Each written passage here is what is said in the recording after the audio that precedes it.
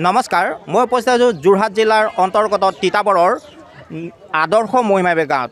এই আদৰ্শ মহিমাবাৰী গাঁৱতেই ইতিমধ্যে সপ্তাহজোৰা কাৰ্যসূচীৰে সোণালী জয়ন্তী বৰ্ষ উদযাপন কৰিবলৈ লৈছে। আৰু আজিৰ পৰা আৰম্ভ হৈছে এই সোণালী জয়ন্তী বৰ্ষ আৰু ইতিমধ্যে বিস্তৃত কাৰ্যসূচীৰে তেওঁলোকে এই সোণালী জয়ন্তী বৰ্ষ উদযাপন কৰিব লৈছে। প্ৰায় সপ্তাহজোৰা কাৰ্যসূচী, এসপ্তাহজোৰা কাৰ্যসূচী তেওঁলোকে লৈছে বুলি আমাক ইতিমধ্যে জনাইছে। আৰু আজিৰ পৰা যি কাৰ্যসূচী আৰম্ভ হৈছে, আজি প্ৰথম দিনা কাৰ্যসূচী অনুসৰি পুৱা পৰিৱেশ নিকাকৰণ, গছপুলি ৰোপণৰ পিছতেই স্মৃতি তৰ্পণ, পতাকা উত্তোলন কাৰ্যসূচী অনুষ্ঠিত হৈছে। আৰু ইয়াৰ পিছতে দেখা গৈছে যে এক 12ৰহণীয়া সাংস্কৃতিক শোভাযাত্ৰা, এক 12ৰহণীয়া সাংস্কৃতিক শোভাযাত্ৰা, এক বিশাল সাংস্কৃতিক শোভাযাত্ৰা আজি উলিওৱা হৈছে। আৰু এই যি আদৰ্শ মহিমাবাৰী বৰনামঘৰ, এই আদৰ্শ মহিমাবাৰী বৰনামঘৰৰ পৰাই এই শোভাযাত্ৰা উলিওৱা হৈছে। তিতাবৰৰ বিভিন্ন ঠাইৰ মাজেদি, বিশেষকৈ তিতাবৰ নগৰাঞ্চলৰ মাজেদি এই সাংস্কৃতিক শোভাযাত্ৰা তেওঁলোকে বাহিৰ কৰিছে। আৰু এই সাংস্কৃতিক শোভাযাত্ৰা যিহেতু যথেষ্ট জনজাতিৰ পৰা ধৰি আৰম্ভ কৰি বিভিন্ন কৃষ্টি সংস্কৃতিৰ প্ৰদৰ্শিত হৈছে, এক সুন্দৰ সাংস্কৃতিক শোভাযাত্ৰা। গতিকে আজিৰ পৰা বিভিন্ন কাৰ্যসূচী আছে। আৰু জানিব পৰা মতে দ্বিতীয় দিনৰ কাৰ্যসূচী অনুসৰি ইয়াত মুকলি সভা অনুষ্ঠিত হ'ব, বহুকেইজন গণ্যমান্য ব্যক্তি ইয়াত উপস্থিত থাকিব, লগতে স্মৃতিগ্ৰন্থ উন্মোচন হ'ব আৰু ইয়াত ভাগৱত পাঠৰো কাৰ্যসূচী তেওঁলোকে লৈছে।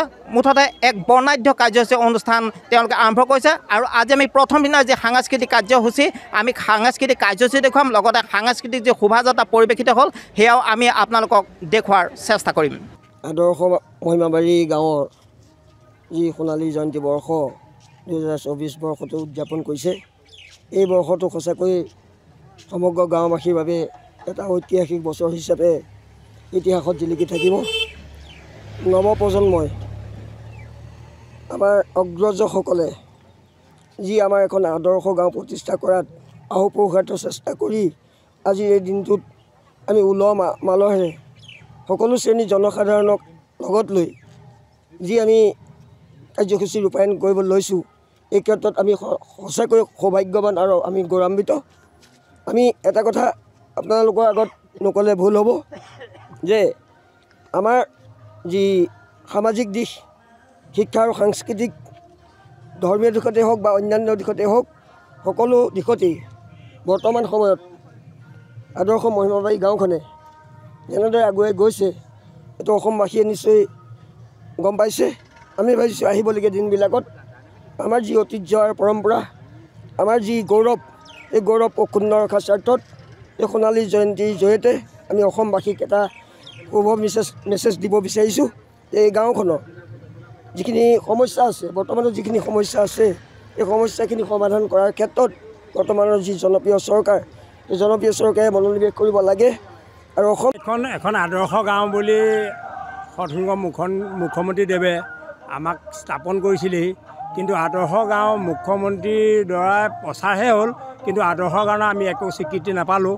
যিহেতু কথা হ'ল কি, তেখেতে এই নামঘৰ ভেটিতে এৰাতি থাকি তম্বু ধৰি পিছদিনা গোটেই গাঁওখন তেখেতে ঘূৰি পেলাই কৈছিলে যে এইখন এখন আমাৰ আদৰ্শ গাঁও হিচাপে আমি গঢ় তুলিম।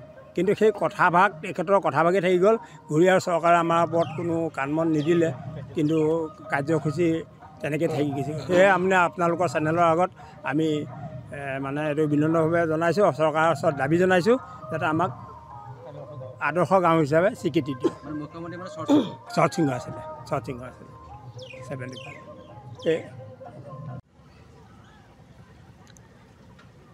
জয়তে আমাৰ আদৰ্শ মহিমাবাৰী গাঁৱৰ সমূহৰ হৈ আমি চেনেলৰ ফালে আমি সৎ আন্তৰিকতা প্ৰকাশ কৰিছোঁ। যিহেতু 1974 চনৰ 17 অক্টোবৰ তাৰিখে আমাৰ এই আদৰ্শ মহিমাবাৰী গাঁওখনৰ ৰাইজ মাজুলীত গৰাখহনীয়া আৰু বানপানী বিধ্বস্ত পৰাত সেই সময়ৰ সিংহ চৰকাৰৰ কৃপা আৰু অনুগ্ৰহ লভ্যমান হৈ আমাৰ উপায়ুক্ত মহোদয় আছিলে মহম্মদ আৰিফ আলী, তেখেতলোকৰ কৃপাতে আহি আমাক এই অজান ঠাইত তেখেতলোকে আমাক সংস্থাপিত কৰিছিলেহি। সেই সময়ত 3 মাহমানৰ কাৰণে বেটেলিয়ান কেম্প এটাও দিছিলে। আমাৰ ৰাইজক খোৱা বোৱাৰ সমস্ত যোগান, চাউল দাইল দিছিলে আৰু সংৰক্ষণ দিছিলে। তাৰ মাজতেই আমি সমস্ত ৰাইজ আহি ভঙ দিয়া মানুহ, বিশেষ ঘৰ দুৱাৰ পতাৰ সুবিধা নাই। ইয়াতে দুই এক বস্তু গোটাই নিজৰ নিজৰ এটি সৰু সুৰা জুপুৰি সাজি বসবাস কৰিবলৈ লৈছিলোঁ। আজি এই 2024 চনত আমাৰ সমস্ত ৰাইজে ঐক্যবদ্ধভাৱে আমাৰ সোণালী জয়ন্তী বৰ্ষটো পালনৰ কাৰণে ডেকা বুঢ়া আই মাতৃসকল, যুৱক যুৱতী সমস্তই বিশুদ্ধ অন্তৰৰ মাধ্যমতে আজি প্ৰথম দিৱসৰ কাৰ্যসূচীভাগ পূৰ্ণাংগতাৰ দিশত আগবাঢ়িছে। ইয়াত আমাক ভগৱানে অনুগ্ৰহ কৰিছে বুলি আমি স্বীকাৰ কৰিছোঁ।